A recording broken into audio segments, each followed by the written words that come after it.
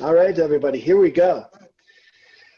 So, as we approach Pesach, we're confronted with a very challenging and time-consuming task. And this is getting rid of the chametz. Now, you would think, what's the problem?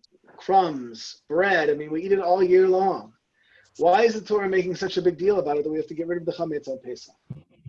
So not only that, I mean, the Torah doesn't just mention it once. It makes a huge, huge deal about it. Not right. We have four mitzvot total concerning getting rid of chametz, 3 negative and 1 positive. Right. First of all, don't eat it. Fine, I understand. Don't eat it. Chametz. I don't really understand because I can eat it the rest of the year, but fine, don't eat it. How much should I not eat? Well, a sandwich. Okay, fine, I understand that. Not even a crumb. Not even a crumb you can eat.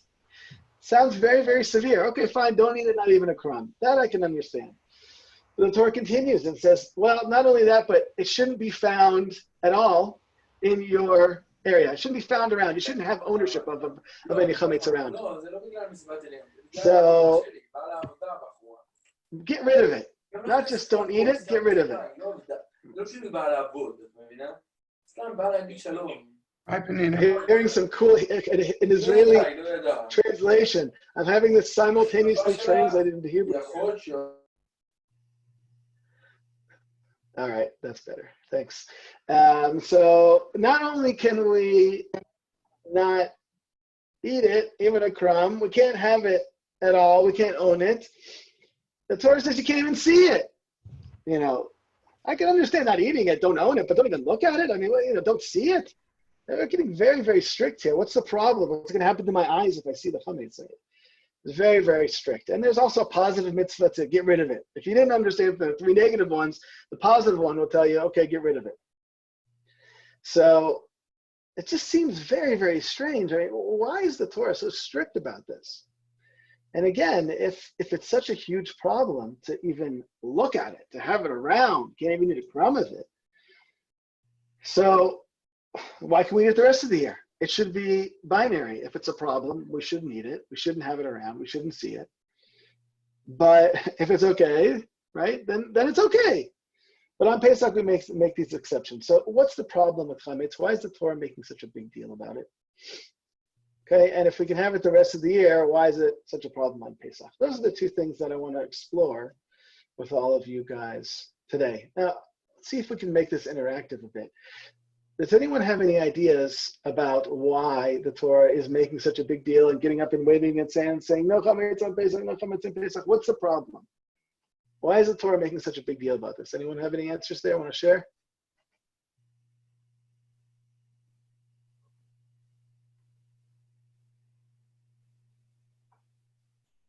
So I know it's harder to do this. I know it's harder to do this with the online, but if I just talk to myself and don't talk to you guys, I just see your faces here. Gosh, I feel like I'm missing out. No one has any idea. This is a question that's baffled everyone. No one ever thought of it. It's a way to experience what we once experienced, like to bring back another time through food.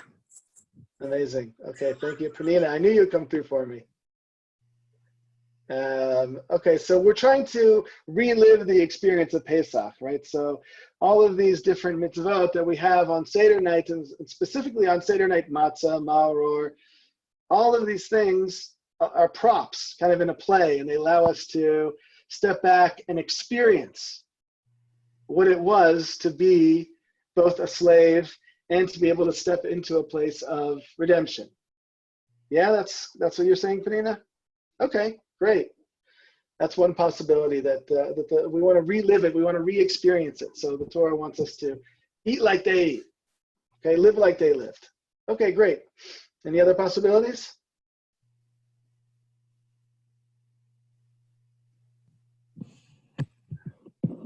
Could you maybe repeat the question? I missed it. Yeah, sure. Hi, Tamima. So just, curious, why is it that the Torah makes such a big deal about eating chametz on Pesach?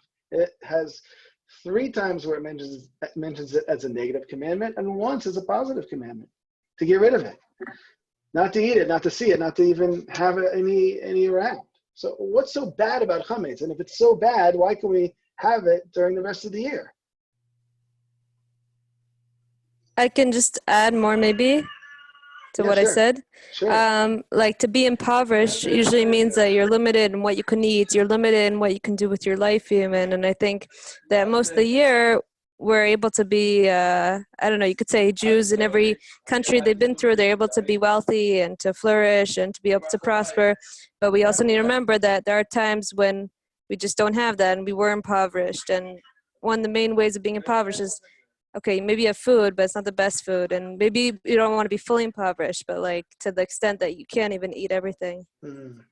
So really, again, like another symbol for, this time not just for slavery, but really feeling impoverished. And you eat that dry, crackly, wafer, and gosh, you feel very impoverished. By the way, I don't know if anyone's ever tried Sephardi matzah, but totally different experience. It's like almost like a lava. It's amazing. I have a neighbor who's from Yemen who shared it with me once, and it was a fantastic experience. Highly recommended. Anyway, so Panina is going in the direction of props, and we want to re-experience it and really relive it and be a part of it. So that's fantastic, and there's a lot to say about that. I want to kind of go in a different direction with you guys this evening, and look at some sources that will point us in a little bit of a different direction through one of our Hasidic masters. So I have a link here that I'm going to share with you guys on the chat. Just a second.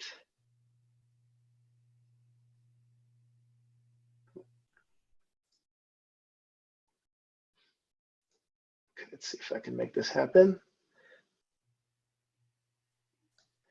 All right.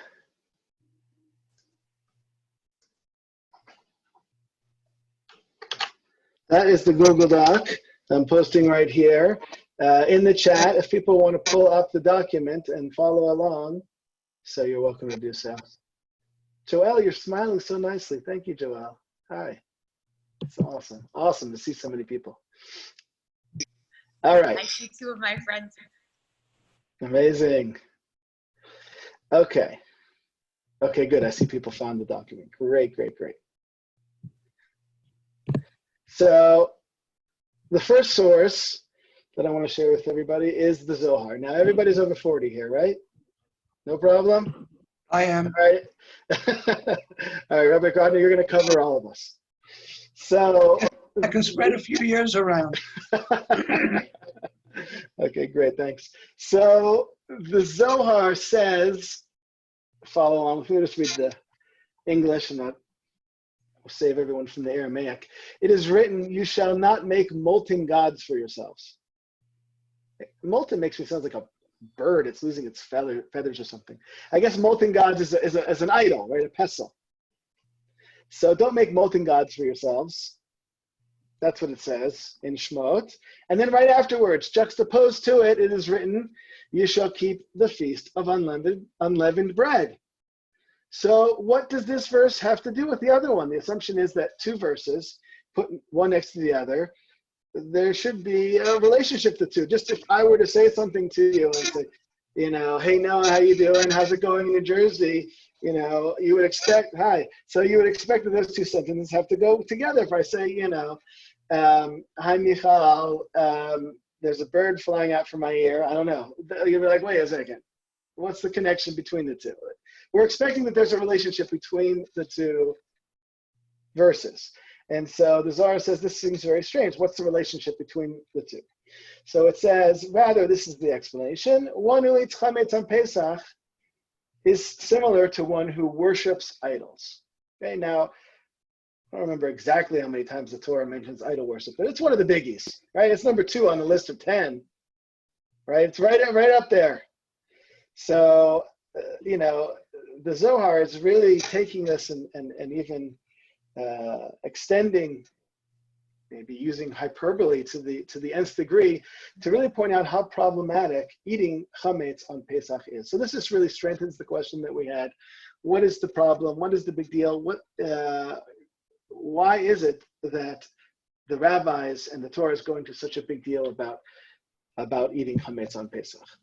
Okay, so far so good? No one disappeared in a flash of light after learning the Zohar. All right, guess we got to focus a little harder. All right, so let's look into some of the imagery that the Talmud uses when it discusses the idea of chametz. Okay, not on a halachic level. I would like at the end to talk a little bit practically about how to apply this to our lives and how to do the mitzvah, what's called bidikat chametz, the checking for chametz. We'll talk about at the end. But before we do that, let's look at some of the imagery that the rabbis and the Talmud used when they talked about chametz, and maybe from them we can understand a little bit of the problem. So we look at source number 2. This is from Talmud Bavli in Brachot, 17a. After Rabbi Alexandri prayed, he would say the following: Master of the universe, Ribono Shel Olam, it is revealed and known before you that our will is to perform your will. And what prevents us? Right? We want to do what you want us to do, God. What keeps us from doing it? The yeast in the dough. Se'o shebe'isa, it says. And also, shibud malchiot, the subjugation of the kingdoms. That's a kind of a separate topic. The kingdoms that the Jews are under when we're not sovereign in our own land. Basically, these kingdoms take away from a broader vision of God's jurisdiction in the world and take away from that and seeing that God doesn't have any jurisdiction in the world. So these things prevent us from doing what it is that you want us to, God. May it be your will that you deliver us from their hands, both of their hands, i.e. from this yeast in the dough, which we'll have to figure out, and from these kingdoms, these governing nations over us.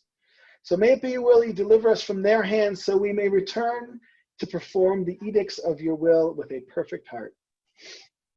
Okay, so ultimately, well, before we say that, let's figure out what is this yeast in the dough. Obviously, we're getting an image here that points us in the direction of what it is, the question that we're asking. The rabbis understood that there's something very serious here.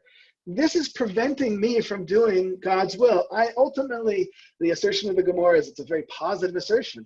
I ultimately only want to do what it is that God wants from me. Built into my nature is the desire to do what it is that you want, God. But there's something holding me back. It's called the yeast in the dough.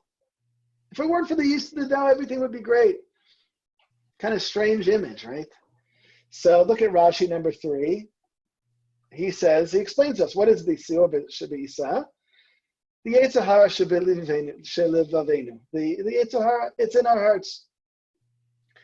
So the Eight Sahara, this, what we usually translate as the evil inclination, keeps us from doing what it is. Ultimately, we would love to do it, but we can't.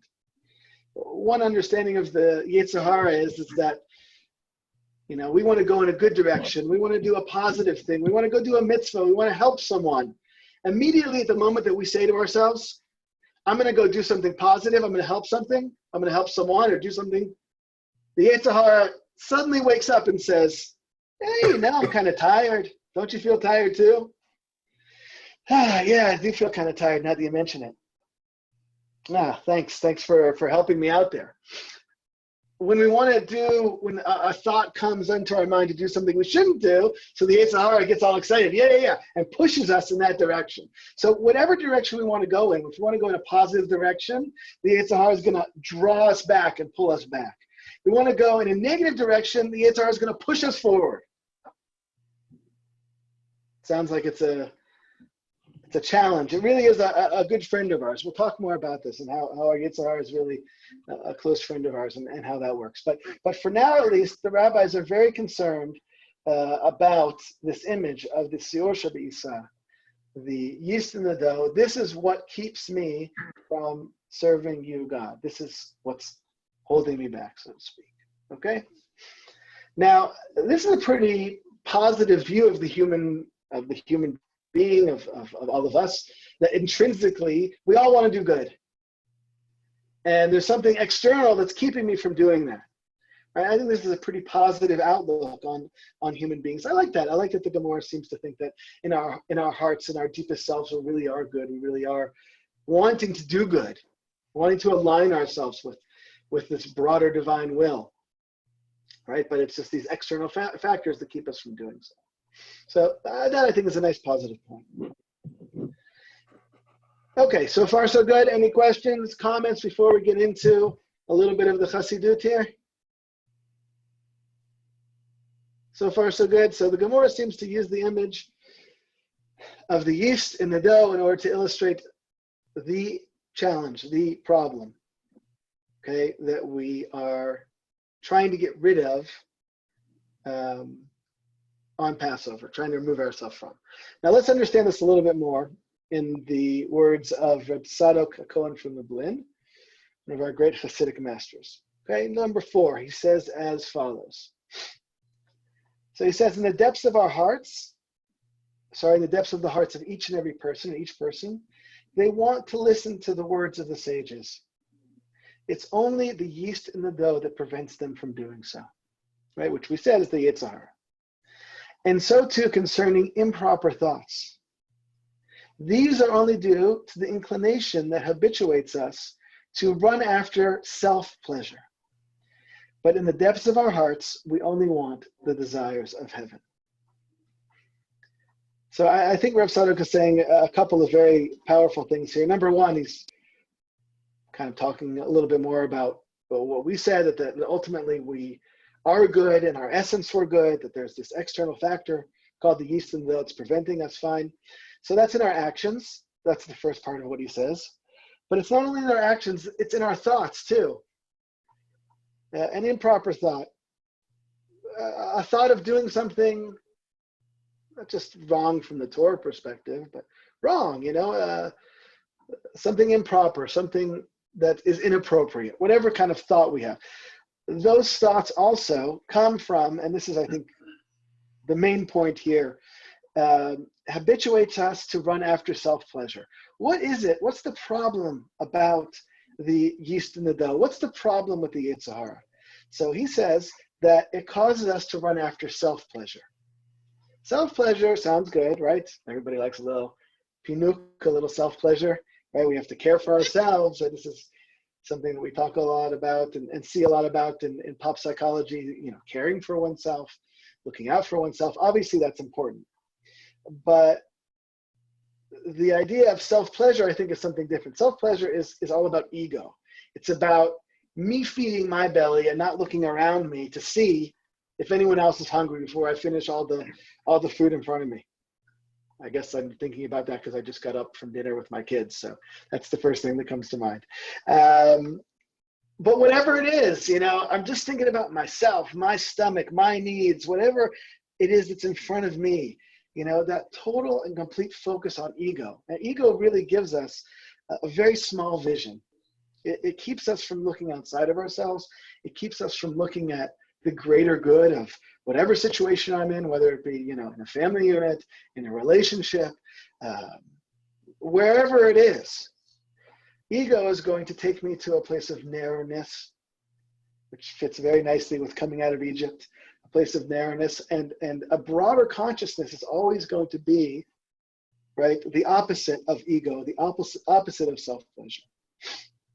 So the problem with the yeast is, and anybody who has ever done any baking here or made michallah here, the yeast doesn't just stay in one part of the challah, right?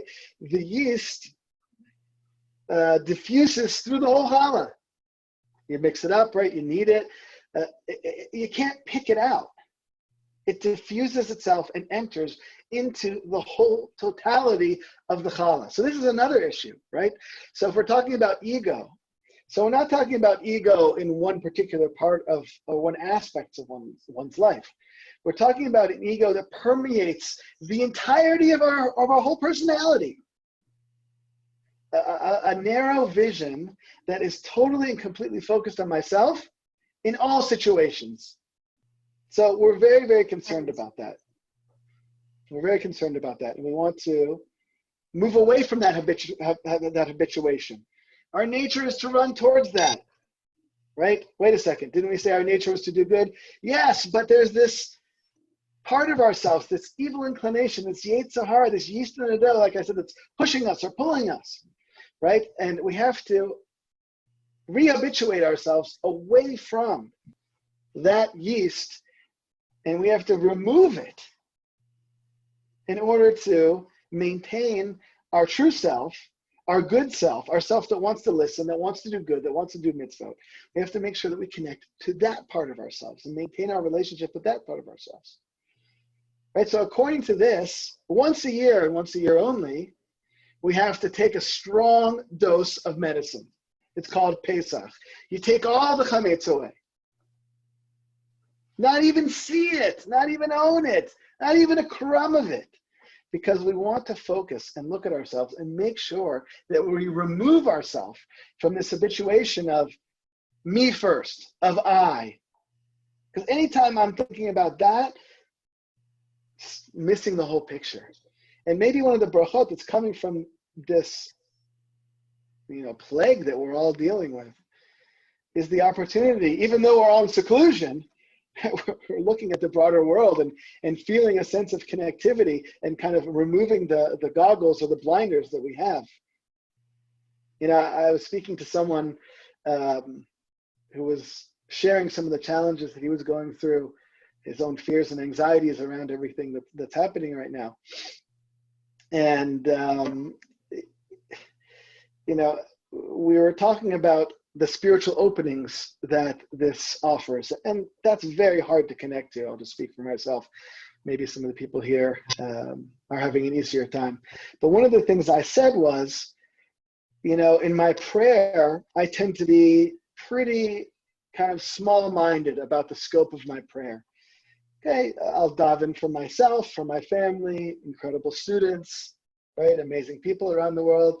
I'll try to keep a broader perspective. Someone's sick, parnasa, whatever it is. But it tends to be pretty narrow. I have to say, over the last 3 weeks or month, suddenly in my tefillah, especially the prayer for healing, has opened up, and I'm thinking about the whole world. And I'm hoping for a refuah for everything and everyone.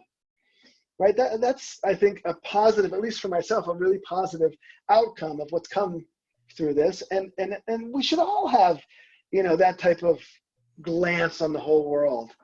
The whole role of the Jewish people is not just to be a people who affect and enrich the lives of each other, but as a people who are engaged and involved in bettering the whole entire world. That's all the prophets are screaming about, not just to make it better for us, make it for the whole world.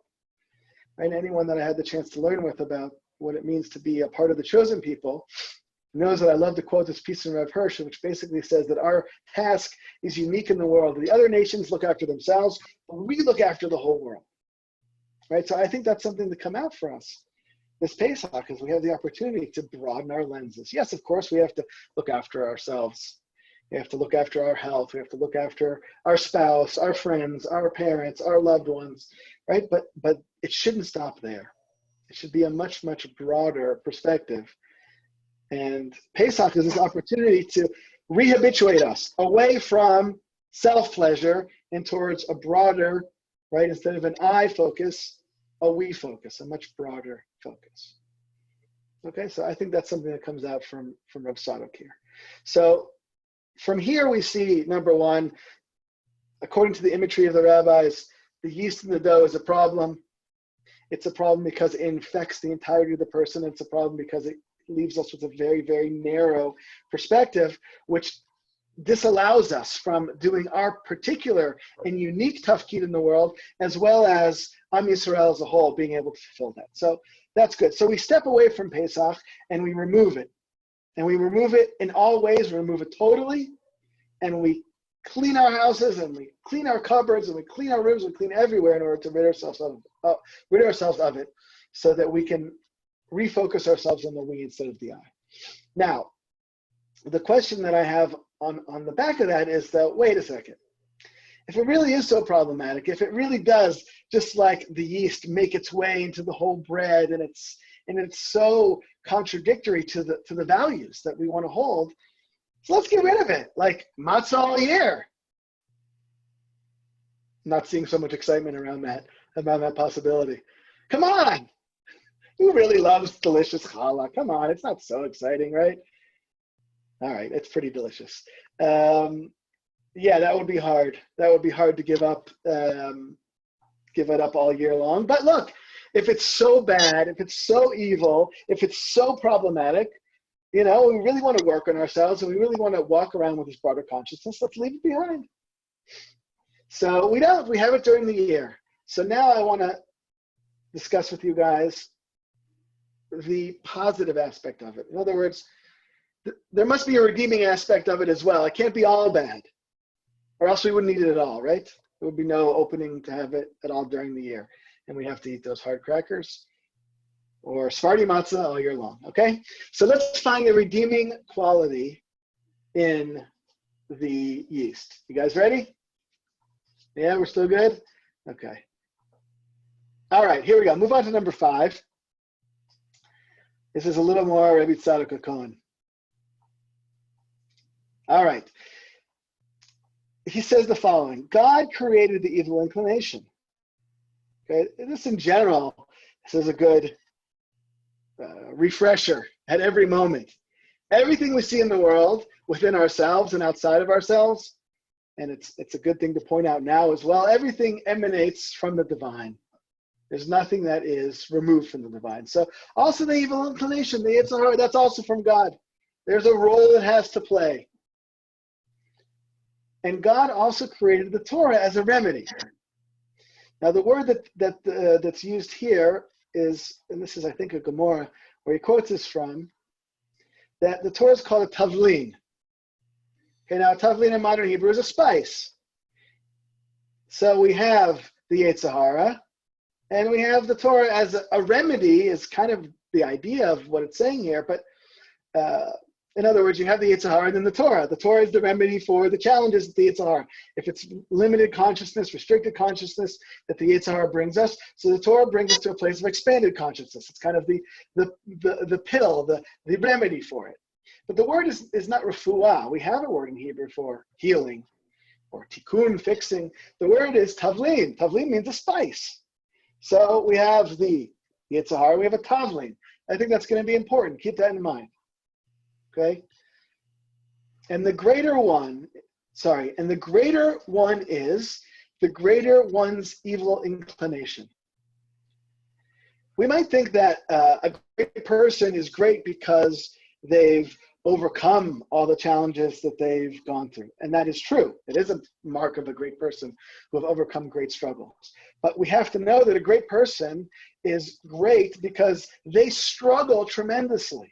And the greater a person is in their essence, the stronger their evil inclination is. Right? It really has to be that way because what kind of great? Any kind of greatness. Let's say, a spiritual great person. Sorry? Meaning like a person that has a lot of money, or a person that has a lot of money could be a good person, could be an amazing person, could be a lousy person, right? So I think money is kind of a part of itself. How did the person gain that money? Through hard work, through empowering others, through powerful, business modeling and leadership.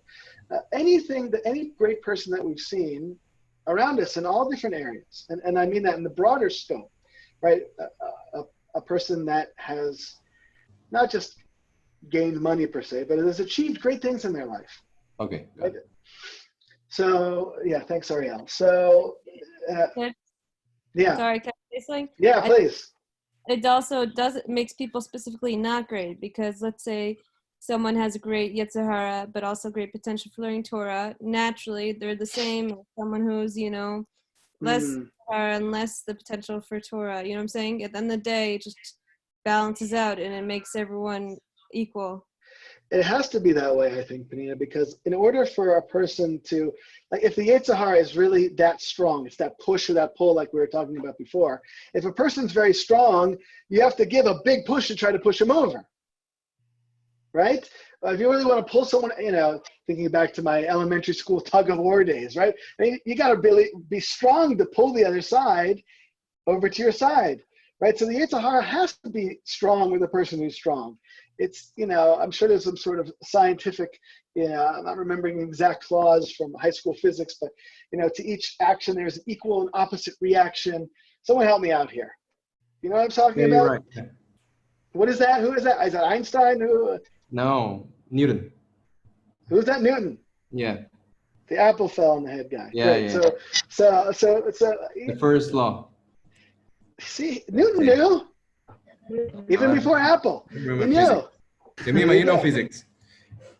So Newton understood this as well. There has to be an equal and opposite force. It has to be a strong push for a great person. So Rav Sadok is telling us, if you are a great person, you got a strong Eight Sahara. By the way, this is maybe a way to understand, not to forgive per se, but when we see great people fall, maybe it's a little bit of a way to understand that.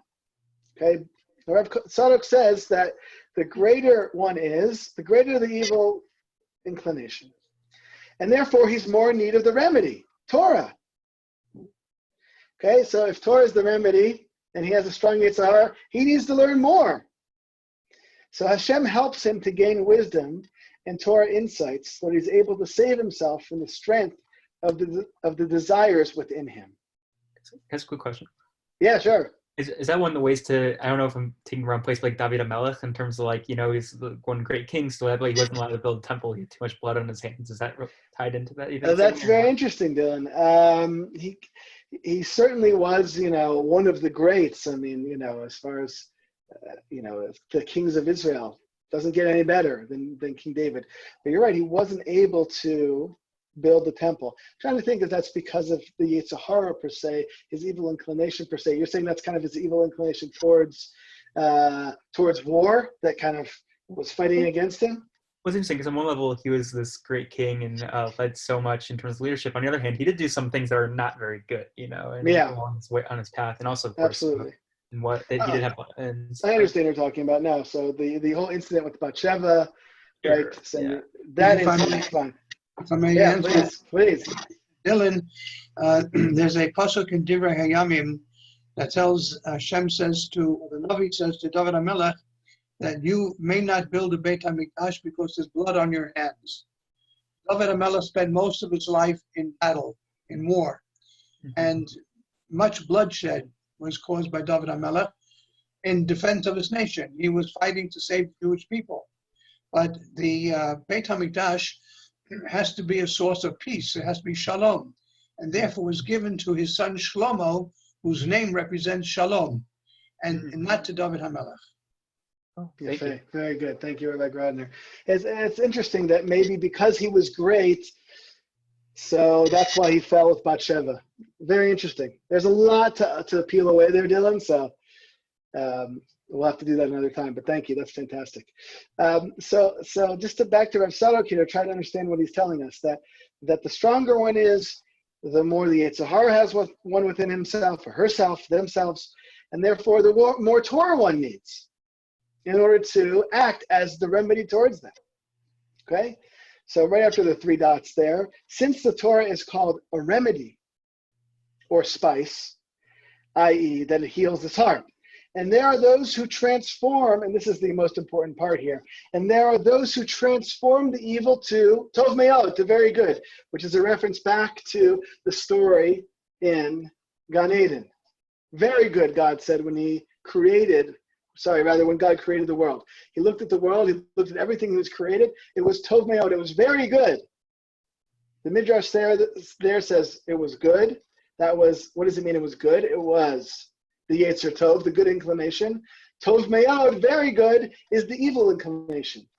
There's something better about the evil inclination. There's something very good that the evil inclination adds to us. Just to finish here, since a small amount of yeast is appropriate, okay? A little bit of yeast, says Rav Sadok, is a positive thing. What happens if you throw, tons of yeast in the flour, right? You're going to get, I don't know, I'm imagining like a challah that takes over the whole kitchen or something. I don't know, I've never tried it. But it's certainly not going to come out nice and fluffy and tasty. Like, anyone's ever done any baking as opposed to cooking. When I first got married, my wife very quickly introduced me to the difference. Baking is like science. Baking, you have to be very, very precise, right? So if there's a little more of the yeast in there than there should be, the whole thing is going to blow up. It's not going to look right. It's not going to taste right. It's not going to be good. So too with us. A little bit of a little bit of seor, a little bit of yeast in the dough is good. Just like a spice, just as we said. You put a little pepper, a little salt, whatever it is that you're eating tastes delicious. You dump a whole thing in there, you put too much pepper or salt in there, the whole thing is gone. So a little yeast is okay. A little Eight Sahara is okay. A little bit of aniyut, a little bit of me, of anuchiyut, a little bit of myself is good. We have to know who we are. We have to know what values we represent. We have to know what we're willing to live for, to die for. We have to know what talents we're given. We have to have a sense of ourselves. We don't want to walk around the world like, I don't know, just being humble. I'm not sure what I'm supposed to do or who I am or what God wants from me. Just waiting for a sign, waiting for the next bus. I don't know where I'm going. I mean, that's not the role that we're supposed to play in the world. We're supposed to have a sense of self in a positive sense, to know who we are, to know which direction we're going, to know what tikkun we can specifically, uniquely as individuals bring to the world. So we need a little bit of yeast, of that ego, just a pinch.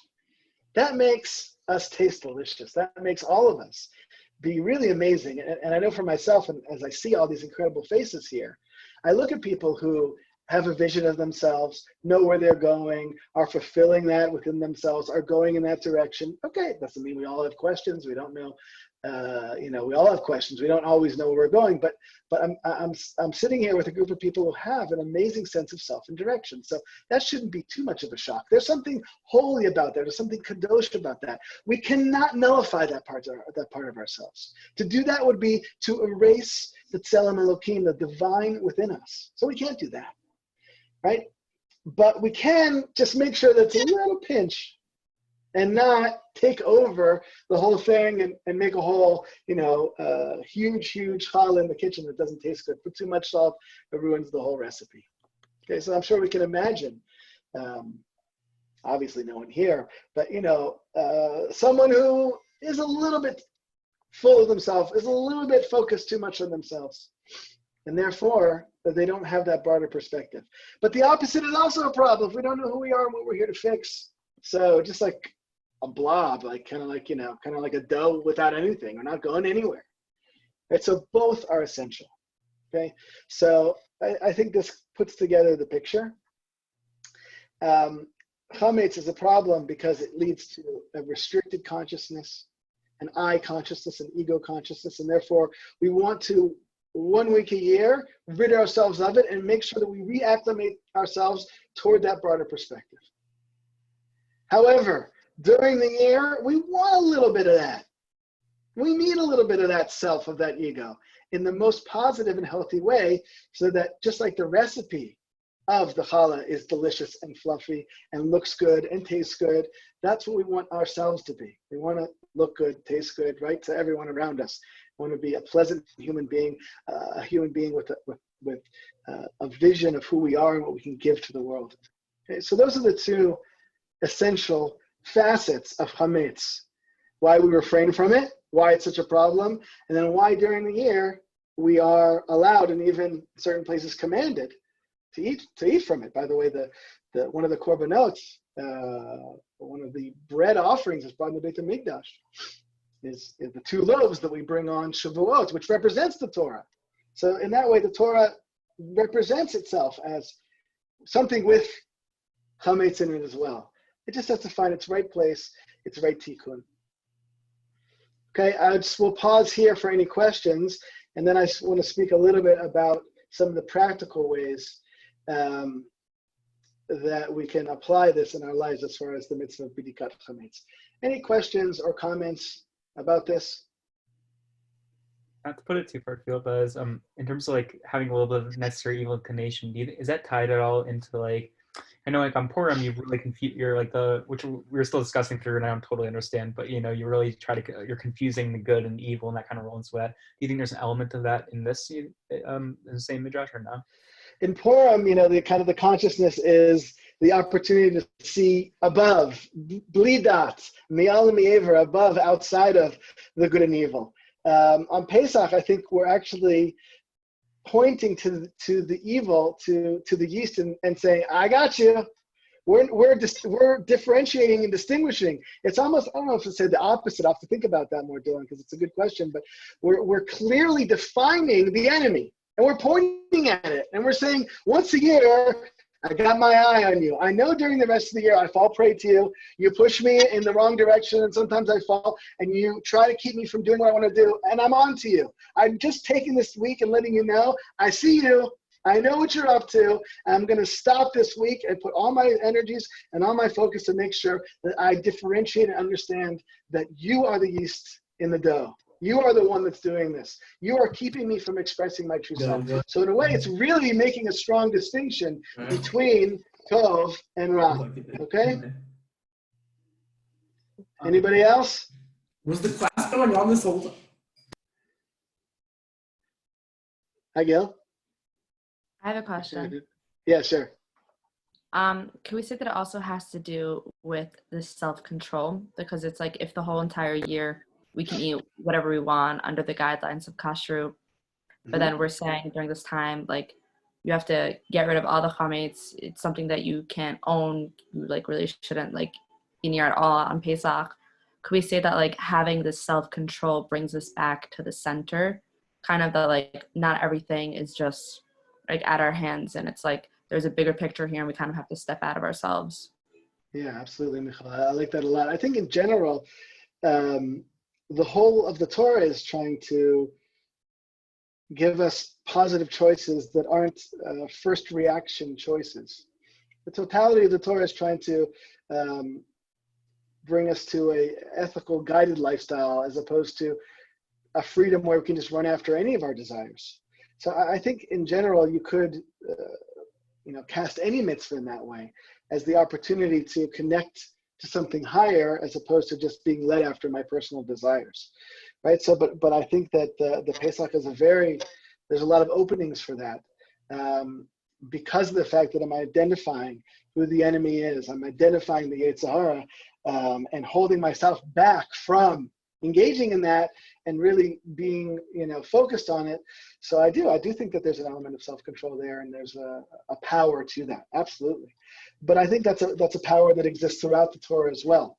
I have to think about that more if it's something that specifically exists in one of the symbols that we have of Pesach.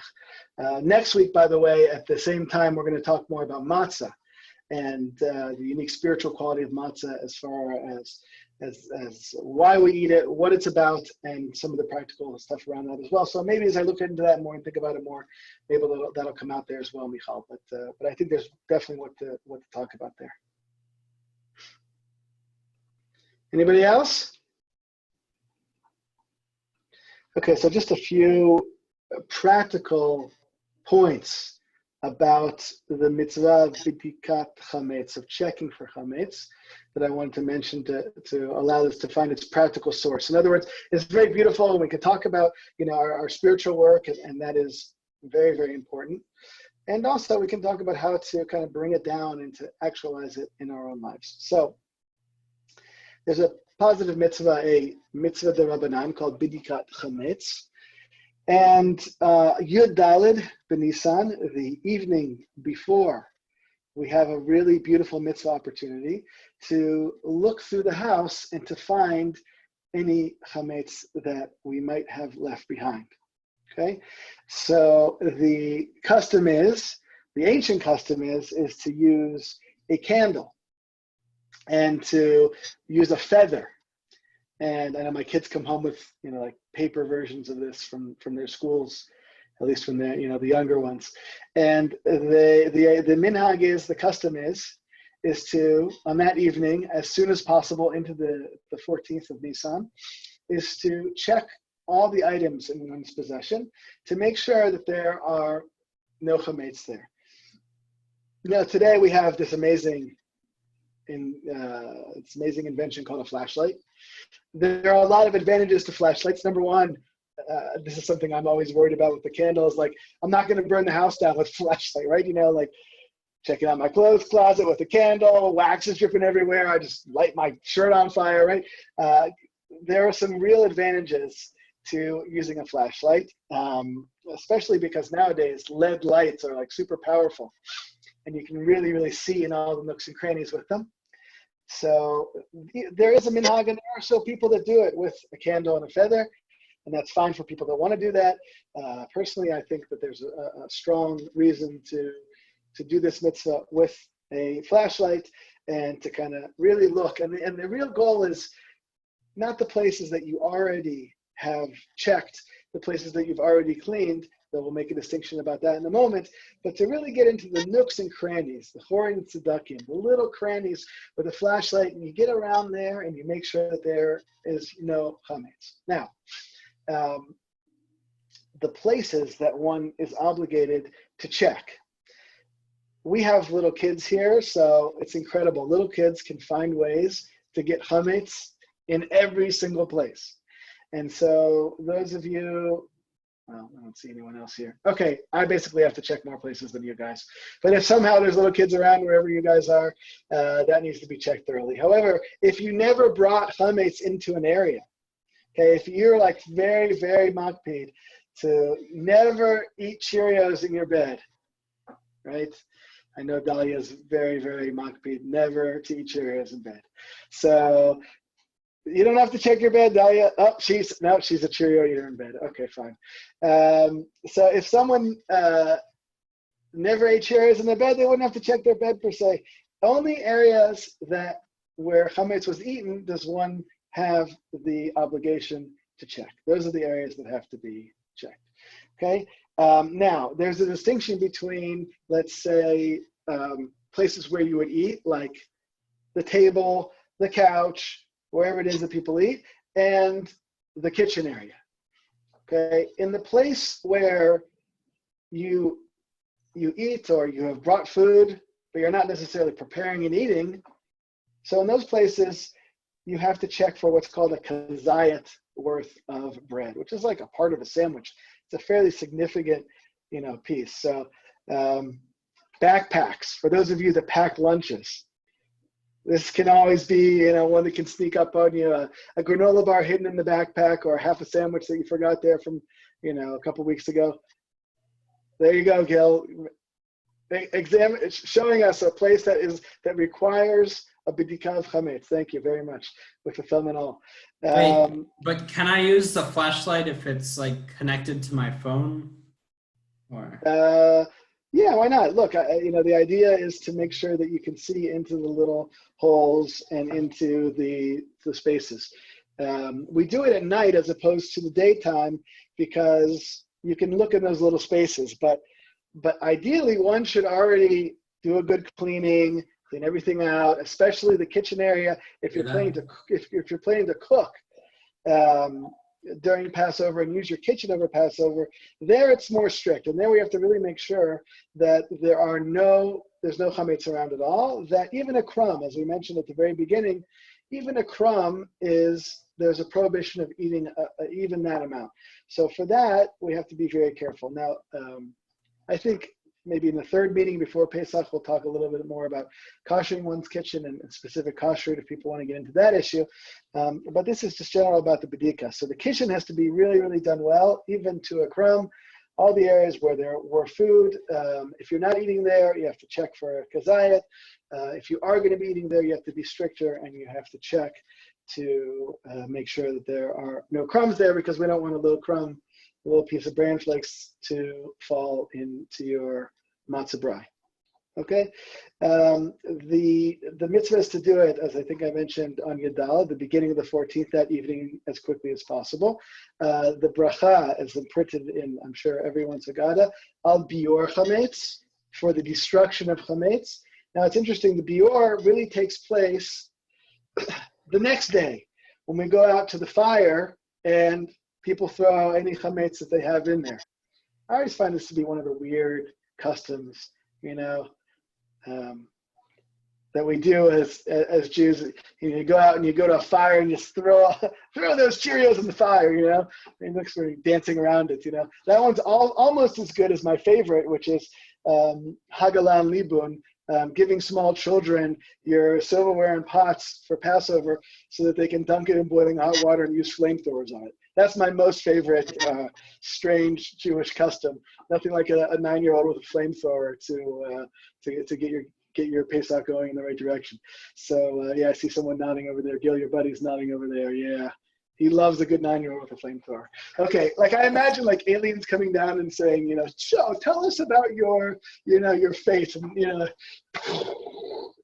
here we go. Anyway, so the bracha is al bior chametz, even though the actual destroying of the chametz doesn't happen until the next day. Okay, before halakhic noon, before midday is the Torah prohibition. The rabbi said, maybe it'll be a cloudy day. Let's push it forward a couple hours. Okay, so you have to make sure that all the chametz is burned. But since the process starts the evening through the bedika, so therefore we say the bracha at that point. And then there is a specific, kind of a hiratzon, may it be your will, that we say after we complete that at the time of bior chametz, the next morning. And then it's a whole, it's a mitzvah that kind of stretches over all of that time period. If one is going to not be in their home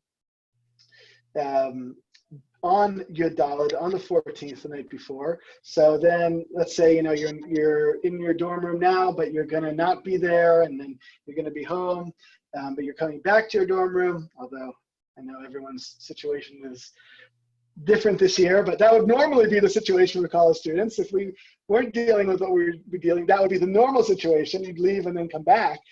In that situation, you would do a bedika before you leave. You would not make a bracha, and then you would come back, and everything would be okay.